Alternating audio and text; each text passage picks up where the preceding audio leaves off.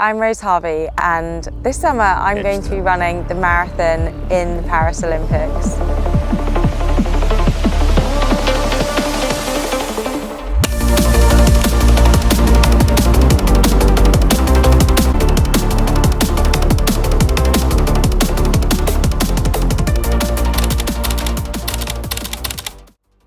Today we've come out to Paris mainly to check out the course for a couple of reasons. Firstly, the Olympics is going to be a pretty overwhelming experience. So much going on, the crowd, just the huge scale of it. So just checking out the course is one way to get familiar with as much as possible. So on the day, I can just perform at my absolute best and not be distracted by the unknown route. The more I can be familiar with it, the more I can be calm, relaxed, and have my head in the race.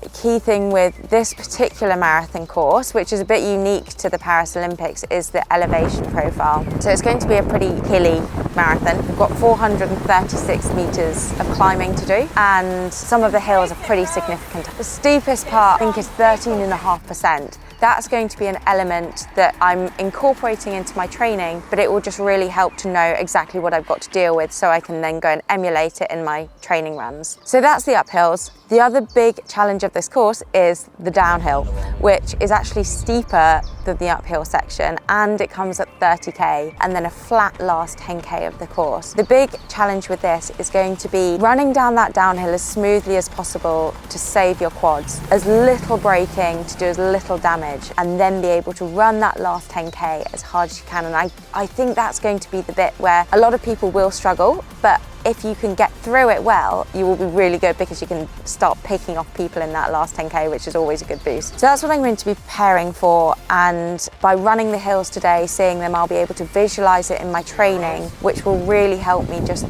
prepare, mentally prepare for it, so there will be no surprises on the day, and I will be ready to tackle it well, keep my head, stay calm, and then run that last 10k as well as I want to. Unlike shorter races, of course, the marathon, you take on fuel during it, and that's something you really have to train for. I know a lot of people struggle with it because of stomach issues, but you cannot run a marathon without any fuel. Your muscles do not have the glycogen stores to run a full marathon without burning through them, and so being able to take on as much fuel as possible is so crucial to performance. In elite fields, we have drink stations normally every 5 kilometers. So I will take on fuel every 5 kilometers of a marathon, which is great, but you definitely need to be able to handle it. There's no point going into the marathon without having trained that, because you will definitely end up with stomach issues. Now I've actually switched to the Veloforte Energy Chews, which I love having before a session because they just give me that little extra boost of carbs before my hard workout. And they taste great and they're all natural, so really great on your stomach. The other really key thing with nutrition and marathon training is getting the fuel in after your sessions. This is really important because marathon training is a lot of miles and you're going to be damaging your muscles, and it's about limiting that damage as much as you can so you can get through the block. Obviously injury is a big problem for people, but I do think really nailing your post-workout nutrition and your recovery is such a game changer and can really, really help prevent injuries. So a couple of really easy things I do.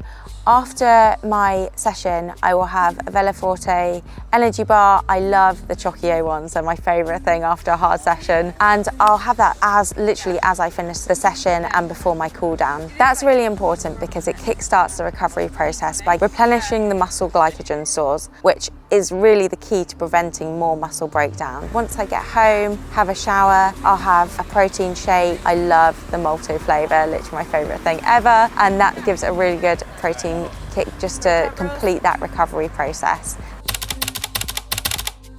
Nutrition in the days leading up to the race, also really important window because you do want to be making sure you're getting enough carbs in. It can be a bit of a tricky balance to get because in the taper period leading up to a marathon, you're also running less. So you've got to manage that energy expenditure and energy balance, but you just want to focus on shifting your amount of calories towards the carbs under the scales. But I just make sure every meal I'm getting a good portion of carbs on my plate. And I think my biggest tip is just keep it simple.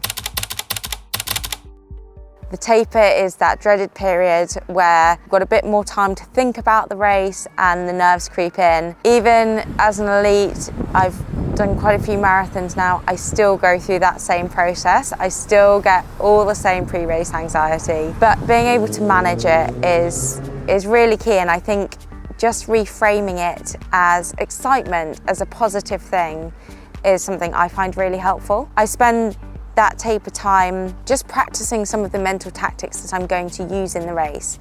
I plan what I'm going to think about in the race so I can make sure I'm in the most positive mindset I can be, even when it gets hard in those latter stages. I'll do a lot of visualization. So like coming out here to recce the course, I might go through that again in my mind, go through the hills and just put myself in the best possible mindset. The other thing I'll be thinking about is my goals for the race. I want to push myself harder than I've ever pushed myself before, but I do just want to make sure that I am enjoying every moment of it and just making it the most incredible memory to treasure. There are going to be so many highlights, and I'm actually out here from the 1st of August. We stay in a holding camp for a bit to just allow us to acclimatise to the conditions, to being in Paris, to familiarise ourselves with everything. And that's also a really exciting time because you're just surrounded by everyone else who's also competing, but in so many different sports. And I'm actually really excited for that part of it, to meet loads of different people. And it's fascinating to learn about how different sports train and what their goals are. And of course, I'm super lucky that this Olympics is in Paris because it means that quite a few of my friends and family will come out. So I'm really excited just to have everyone there on the day and hopefully some good post-race celebrations too. I'm Rose Harvey, and on the 11th of August, I'll be racing the marathon at the Paris Olympics.